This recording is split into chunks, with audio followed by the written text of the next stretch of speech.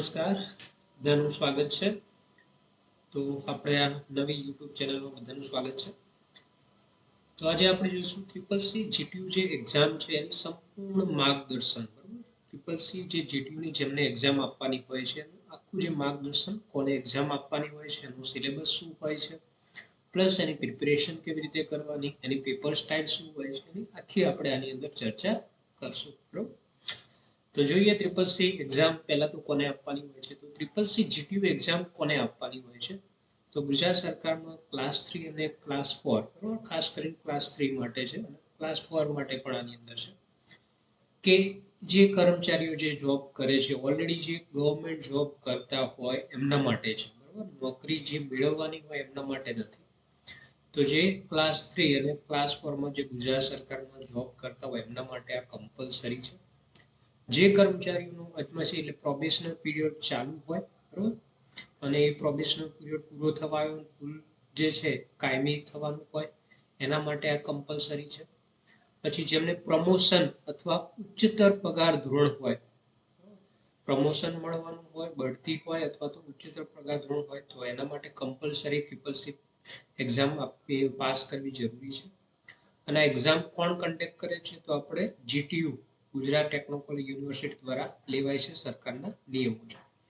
એના સિવાય બીજી યુનિવર્સિટી પણ લે છે, પણ સેમ જ સિલેબસ આની અંદર હોય છે. બીજી જે છે એચએનજીયુ છે, હેમચંદ્રાચાર્ય, બાબા સાહેબ આંબેડકર યુનિવર્સિટી પણ લે છે.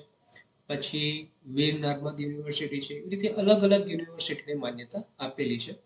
પણ સૌથી ઝડપ અને સરળ રીતે બધા જે છે મોસ્ટ ઓફ જે પ્રિફર કરતા હોય છે ટ્રિપલ સી જીટીયુની એક્ઝામ, બરાબર, જે જીટીયુ દ્વારા લેવાતી હોય છે. બરાબર, તો આ રીતે સરકારના જેમ નવા નિયમ હોય એ પ્રમાણે આની અંદર એક્ઝામ લેવાતી હોય છે. તો મેન કોને આપવાની હોય છે? તો આપણે આ કર્યું એ પ્રમાણે ક્લાસ 3 અને ક્લાસ 4 ગુજરાત સરકારમાં જે જોબ કરતા હોય એમના માટે પ્રોબેશનલ પીરિયડ ચાલુ હોય અને કાયમી થવાના હોય, બઢતી હોય અથવા તો ઉચ્ચતર પગાર હોય ત્યારે જે છે એની પહેલા તમારે પરીક્ષા પાસ કરવી જરૂરી છે. હવે જોઈએ કે ટ્રિપલ સી પરીક્ષાનું માળખું શું આવે છે. તો ટ્રિપલ સી પરીક્ષામાં બે છે, થિયરી એક્ઝામ આવે છે અને પ્રેક્ટિકલ આવે છે.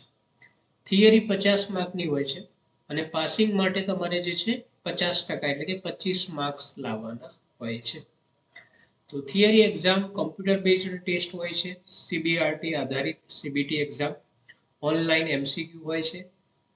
એક ઓપ્શનના 4 ઓપ્શન હોય છે, ટીક કરવાના હોય છે, 50 પ્રશ્નો હોય છે, દરેકનું 1 માર્ક્સ હોય છે. આમાં કોઈ નેગેટિવ માર્કિંગ હોતું નથી.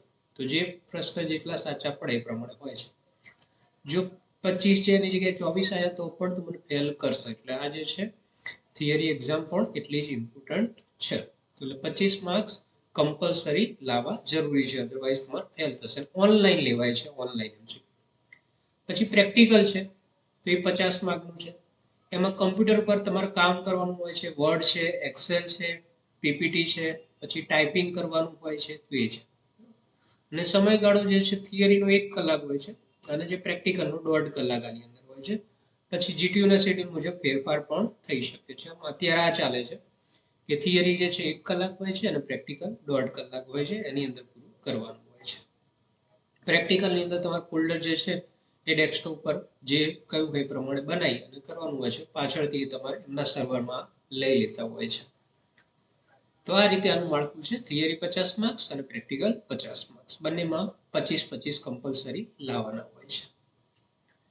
પછી નવું જે સિલેબસ છે ટ્રિપલ સી નું, હવે ન્યૂ સિલેબસ પ્રમાણે અત્યારે એક્ઝામ લેવાય છે. તો ન્યૂ સિલેબસ પ્રમાણે ઓપરેટિંગ સિસ્ટમ છે વિન્ડો 10 ઓપરેટિંગ સિસ્ટમ, એમાં file folder management, desktop setting એની રિગાર્ડિંગ છે. પછી એમએસ વર્ડ 2019 એને લગતું જે છે પ્રેક્ટિકલની અંદર અને થિયરીમાં પણ ક્વેશ્ચનો સેમ આવે છે.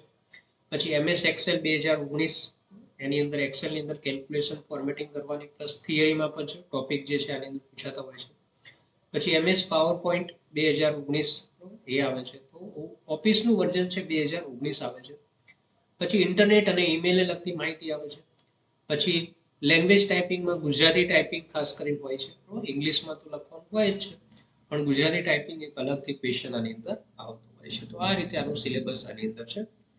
Operating system, MS Word, Excel, PowerPoint, internet, email અને ગુજરાતી ટાઈપિંગ, ટોટલ જોવા જઈએ તો આ રીતે ટોપિક આ રીતે થતા હોય છે. હવે અત્યારે જે ચાલે છે પેટર્ન બદલાતી હોય છે. અત્યારે જે પેટર્ન ચાલે છે એમાં ફાઇલ ફોલ્ડર મેનેજમેન્ટ, એક ફાઇલ જે ફોલ્ડર બનાવવાનું એની અંદર બધી ફાઇલો સેવ કરવાની, એના 5 માર્ક્સ હોય છે પ્રેક્ટિકલમાં વાત કરીએ. પછી MS એક્સેલ છે, એમાં ડેટા એન્ટ્રી કરવાની હોય, ફોર્મ્યુલાની મદદથી કેલ્ક્યુલેશન કરવાની હોય, અલગ અલગ જે સીટો બનાવવાની આવે છે, 10 માર્ક્સ છે. પછી MS વર્ડની અંદર મેલ મર્જ ખાસ કરીને પૂછાય છે. એના સિવાય બીજા ટોપિક પણ જે છે ટેબલ કે એ પણ ફોર્મેટિંગ પૂછાઈ શકે, તો એ 10 માર્કનું છે. પછી MS પાવર પોઈન્ટ જે છે એમાં સ્લાઇડ બનાવવાની હોય છે, ટોપિક આપેલો હોય એના ઉપરથી તમારે સ્લાઇડ બનાવવાની હોય છે, એ 10 માર્ક છે. અને ગુજરાતી ટાઈપિંગ 15 માર્ક્સ છે. બરોબર, ગુજરાતી ટાઈપિંગ તમારે કરવાનું હોય છે, પેરેગ્રાફ આપ્યો એ પ્રમાણે ટાઈપિંગ કરવાનું છે. અને ફોર્મેટિંગમાં બોલ્ડ, ઇટાલિક, અંડરલાઇન, સેન્ટર જે આપેલું હોય એ પ્રમાણે ફોર્મેટિંગ આની અંદર કરવાનું હોય છે. તો આ રીતે CCC પ્લસ અત્યારે જે પ્રેક્ટિકલ એક્ઝામ લેવાય છે આ છે. અને થિયરીમાં MCQ ક્વેશ્ચનો હોય છે કે જે સિલેબસ આપ્યો છે એ પ્રમાણે MCQ ક્વેશ્ચનો આની અંદર આવતા હોય છે. એટલે બેઝિક થિયરીને લગતા ક્વેશ્ચનો આની અંદર આવતા હોય છે. તો આના માટે જે છે હવે તમારે જે ફોર્મ ભરવું હોય તો એના માટે શું કરવાનું? ફોર્મ ભરવા માટે તમારે જે છે CCC.gtu.ac.in ઓફિશિયલ એની વેબસાઇટ છે, એની અંદરથી તમે ફોર્મ ભરી શકો છો. અમુક સમયે જે છે ફોર્મ ખુલતા હોય છે, પછી બંધ થઈ જતા હોય છે. તો એની વેબસાઇટ વિઝિટ કરતા રહેવું. ક્યારે ફોર્મ ભરાશે તેના માટે એક જ છે કે વેબસાઇટ તમારે જરૂર જોતા રહેવું. બરાબર. અને એક વાર તમે ફોર્મ ભરાઈ જાય પછી કદાચ ફેલ થયા હોય તો રિપીટ આપવું હોય તેના માટે તો ચાલુ જ હોય છે, તમે આપી શકો છો. તો આ રીતે આની અંદર CCC ની અંદર છે. તો આ રીતે CCC ને લગતા બીજા વિડીયો, નવા વિડીયો તમારે જોવા હોય તો એના માટે આ ચેનલને આપણે સબસ્ક્રાઇબ કરવાનું ભૂલતા નહીં. બરોબર, ચેનલને પસંદ આવે તો લાઈક, શેર અને સબસ્ક્રાઇબ કરવાનું ભૂલતા નહીં. So thank you for watching this video.